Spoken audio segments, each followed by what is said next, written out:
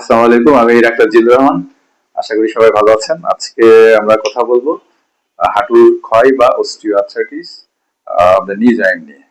এটা খুবই কমন একটি রোগ। সাধারণত আমাদের আহ, মাদের যারা একটু বয়স হয়ে গেছে তাদের এই রোগটা বেশি হয়। এছাড়া ছেলেদের ক্ষেত্রেও এই রোগটা হয়। সাধারণত দেখা যায় যে মেয়েদের ক্ষেত্রে 30-35 বছরের উপর থেকে এই হাঁটুর ক্ষয়টা শুরু হয়ে যায়।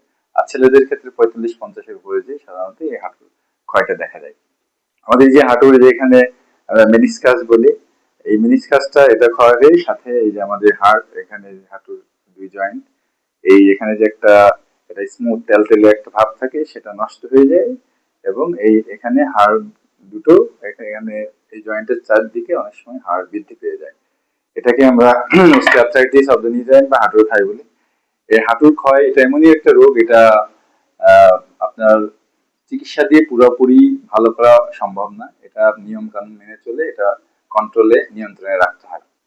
আমরা কিছু ঘরোয়া নিয়ম কানুন মেনে আমরা এই রোগটাকে কন্ট্রোলে রাখতে পারি। তার মধ্যে আমরা নিচে একদম নিচে মাটিতে পুরা পা ভাঁজ করে না বেশিক্ষণ বসে না থাকা।